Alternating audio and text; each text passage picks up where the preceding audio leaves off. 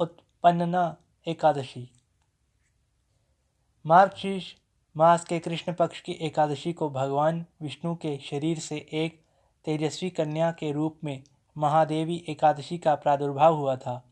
यही कारण है कि मार्गशीर्ष मास के कृष्ण पक्ष की इस एकादशी को उत्पन्ना एकादशी कहा जाता है। आज के दिवस भगवान विष्णु के 16 कला निधान पूर्ण अवतार भगवान श्री कृष्ण की पूजा की जाती है।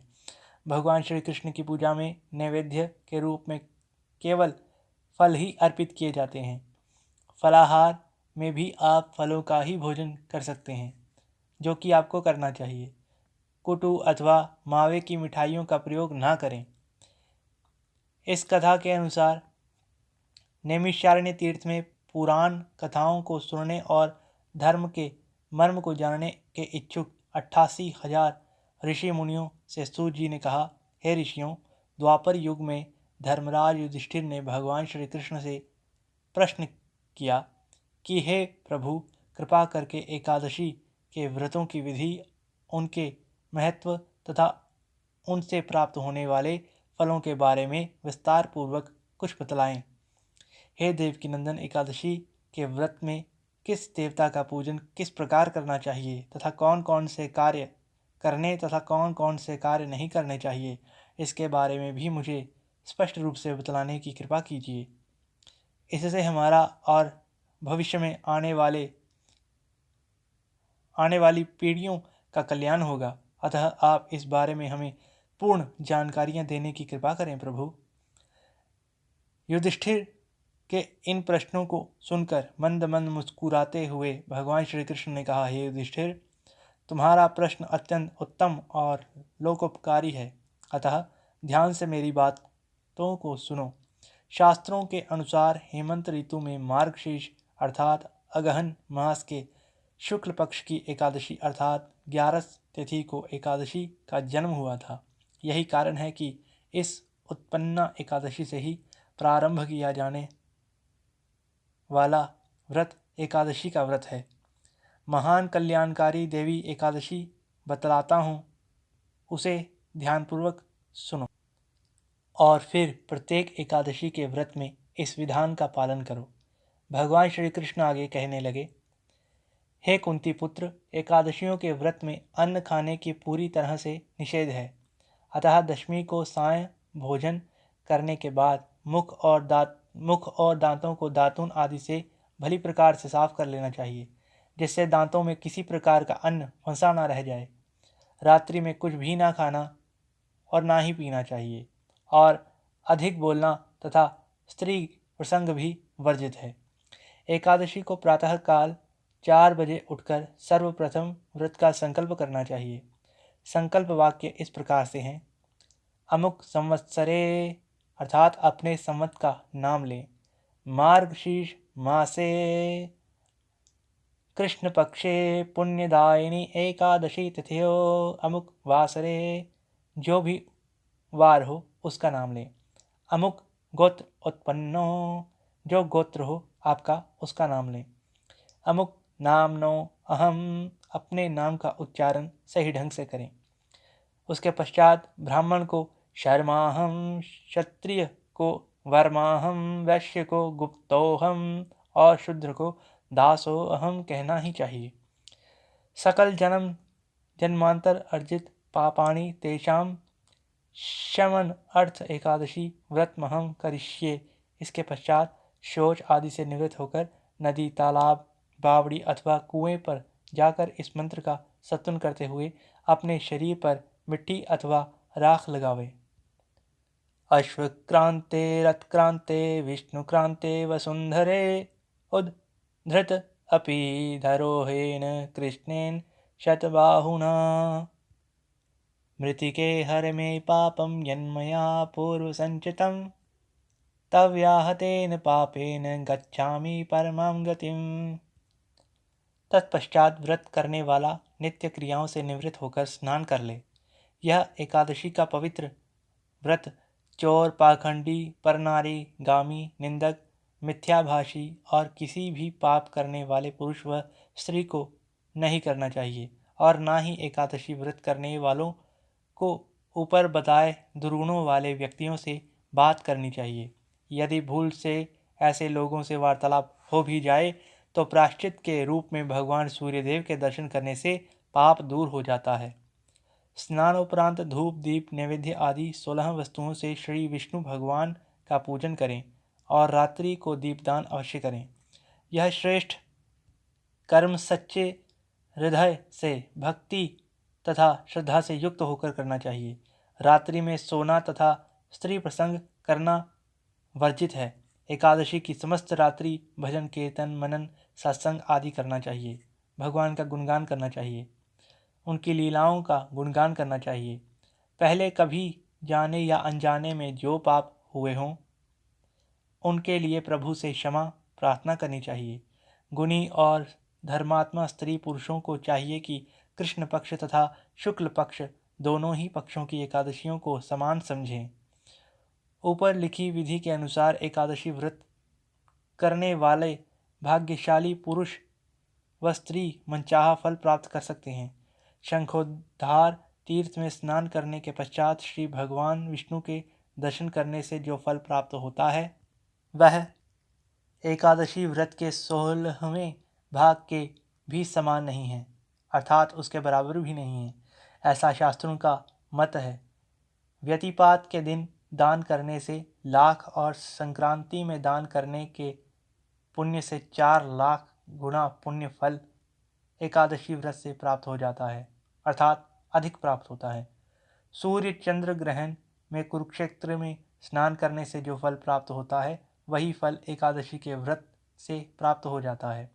अश्वमेध यज्ञ करने 1000 तपस्वियों को 60 वर्ष तक भोजन कराने तथा पंडितों और ब्रह्मचारियों को भोजन कराने से भी 1000 गुना पुण्य कन्यादान तथा भूमि दान करने से होता है। उससे भी 100 गुना पुण्य विद्यादान करने से प्राप्त होता है और विद्यादान से 100 गुना पुण्य भूखों को भोजन कराने से प्राप्त होता है। अन्नदान से ही देवता और पितृ दोनों ही तृप्त हो जाते हैं, पर एकादशी के व्रत का पुण्य इससे भी बढ़कर होता है। एकादशी के व्रत का प्रभाव देवताओं को भी दुर्लभ है। रात्रि को जो प्राणी भोजन करते हैं उन्हें एकादशी व्रत का आधा फल प्राप्त होता है तथा दिन में एक बार भोजन करने वाले को उसका भी आधा फल प्राप्त होता है, परंतु निर्जल व्रत रखने वाले को जो पुण्य फल प्राप्त होता है उसका वर्णन करने में देवता भी असमर्थ हैं।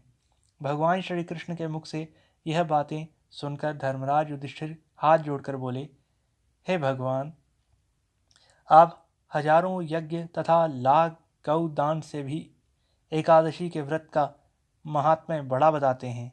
सो प्रभो, अब यह भी बताने की कृपा कीजिए कि यह तिथि सब तिथियों से उत्तम क्यों मानी जाती है। इसको जानने की मेरी बड़ी अभिलाषा है, कृपा कीजिए प्रभु। युधिष्ठिर जी की बात सुनकर भगवान श्री कृष्ण बोले, हे युधिष्ठिर, सत्य युग में मुर नामक एक भयंकर दैत्य था। वह बड़ा बलशाली और भयानक था। उस भयानक और प्रचंड शक्तिशाली दैत्य ने इंद्र, आदित्य, वसु, वायु, अग्नि आदि समस्त देवताओं को पराजित करके स्वर्ग से भगा दिया था। तब इंद्र सहित सब देवताओं ने भयभीत होकर भगवान उमापति भोलेनाथ शंकर को अपने दुखों का कारण और उस भयानक दैत्य का वृतांत कह सुनाया।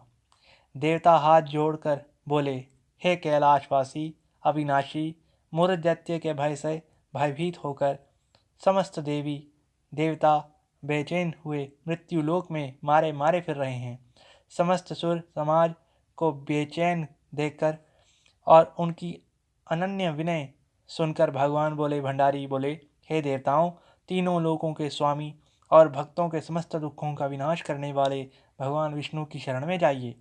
वे ही आपके इस महान कष्ट को दूर कर सकते हैं, इस कष्ट का निवारण कर सकते हैं। भगवान शिवजी की यह बात सुनकर इंद्रादिक समस्त देवता एकत्रित होकर क्षीर सागर, जहाँ शेषनाग की शैया पर भगवान कमलापति शयन कर रहे थे, जा पहुँचे। वहाँ पहुंचकर भगवान विष्णु को सोते देखकर सभी देवता हाथ जोड़कर और नतमस्तक होकर स्तुति और विनती करने लगे।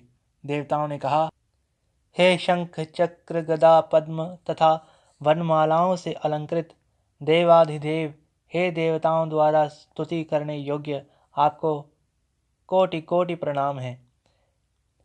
हे सुर नर मुनि जन की रक्षा करने वाले महाप्रभु, आपको बारंबार नमस्कार है। हे दया के धाम प्रभु, आप हमारी रक्षा कीजिए। दैत्यों से भयभीत होकर हम आपकी शरण में आए हैं।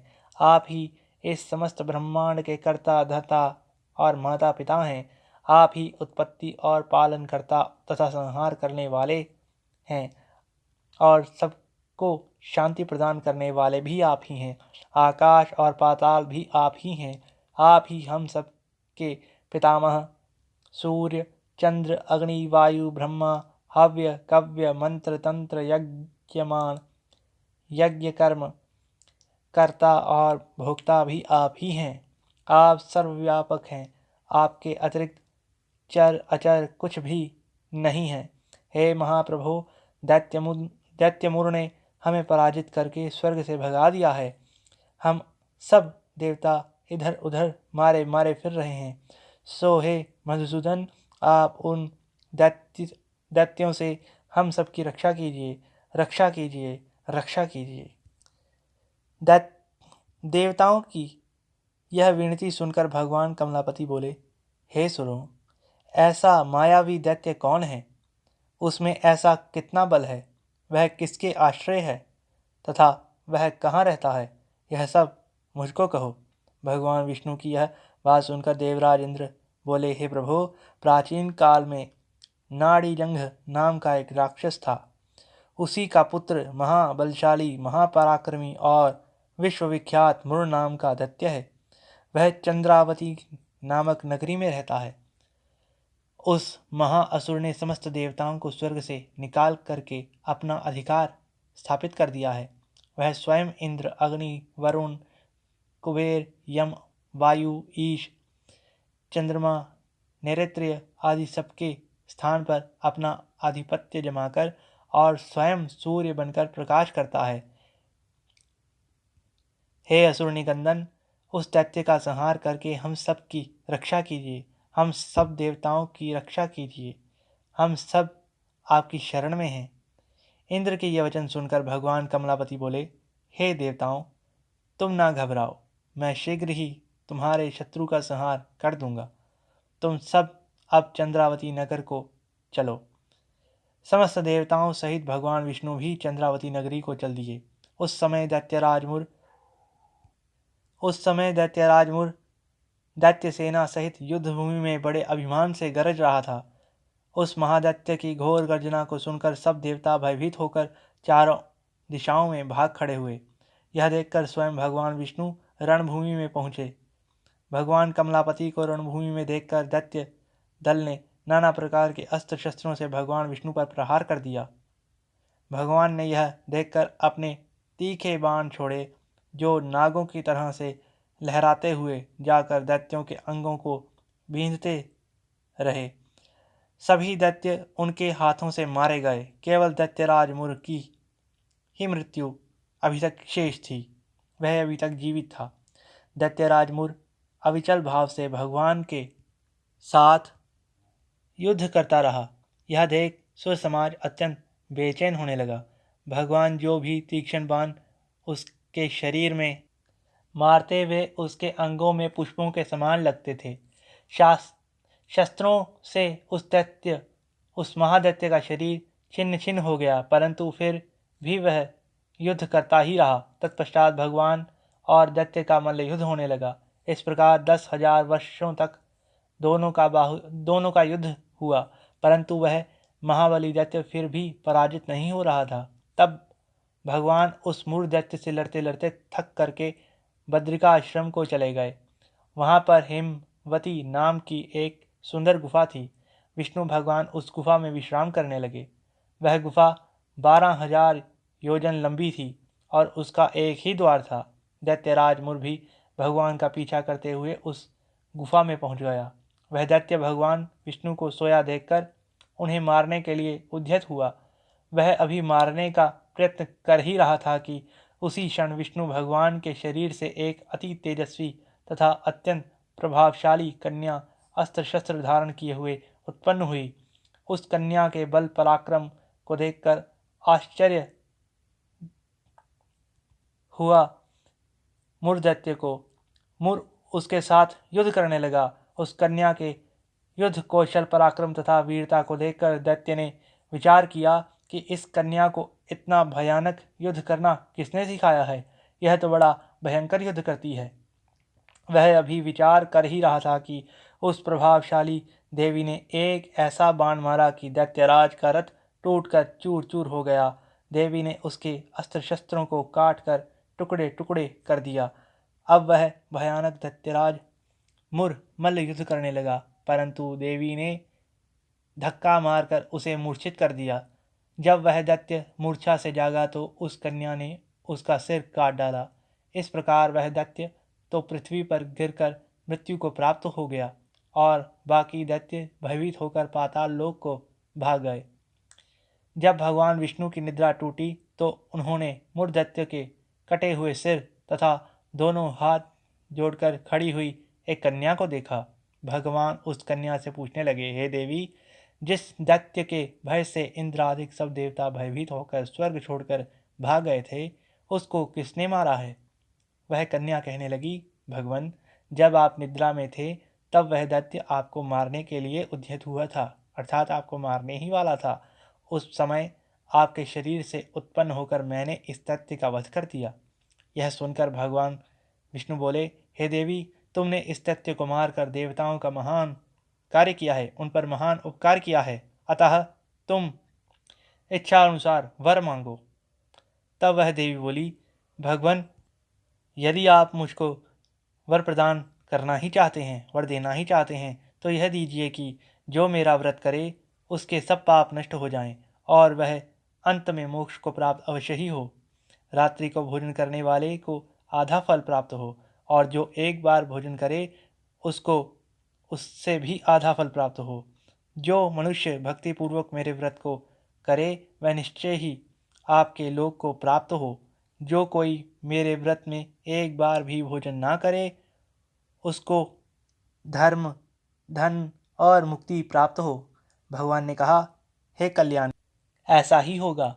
मेरे और तुम्हारे भक्त एक ही होंगे और वे जीवन में सभी सुखों को प्राप्त करेंगे तथा अंत में मेरे लोक को प्राप्त होंगे, क्योंकि तू एकादशी को उत्पन्न हुई है, अर्थात एकादशी को तुम्हारा प्रादुर्भाव हुआ है, अतः तुम्हारा नाम एकादशी ही होगा। तुम्हें और मुझे सब तिथियों से प्रिय हो, अर्थात तुम मुझे सब तिथियों से प्रिय हो, इस कारण तुम्हारे व्रत का फल सभी तीर्थों से अधिक फलदायी होगा। भगवान के ऐसे उत्तम वचनों को सुनकर वह देवी अत्यंत प्रसन्न हुई। भगवान श्री कृष्ण ने आगे कहा, हे युधिष्ठिर, सब व्रतों में एकादशी व्रत का फल सर्वश्रेष्ठ माना गया है। एकादशी व्रत करने वालों को मैं मोक्ष पद प्रदान कर देता हूँ, उसके शत्रुओं का नाश एवं समस्त विघ्नों को नष्ट कर देता हूँ। यह मैंने एकादशी की उत्पत्ति का सब वृतांत बतलाया है। एकादशी पापों को नष्ट करने वाली तथा सिद्धि देने वाली है। जो मनुष्य इस एकादशी का महात्म्य को पढ़ते हैं अथवा सुनते हैं, उनको विश्व मेघ यज्ञ का फल प्राप्त हो जाता है। वह करोड़ों वर्ष तक विष्णुलोक में वास करते हैं और वहाँ भी उनका पूजन किया जाता है। जो मनुष्य एकादशी महात्म्य के चौथाई भाग को भी पढ़ता है, उसके सभी पाप नष्ट हो ही जाते हैं। यह संशय नहीं करना चाहिए। इसमें वैष्णव धर्म के समान अन्य कोई धर्म नहीं है और एकादशी व्रत के समान दूसरा कोई व्रत नहीं है। इसलिए इस व्रत को निसंकोच होकर करना ही चाहिए। प्रत्येक मनुष्य को प्रयत्न के साथ इस व्रत को अवश्य ही करना चाहिए। धन्यवाद। उत्पन्ना एकादशी।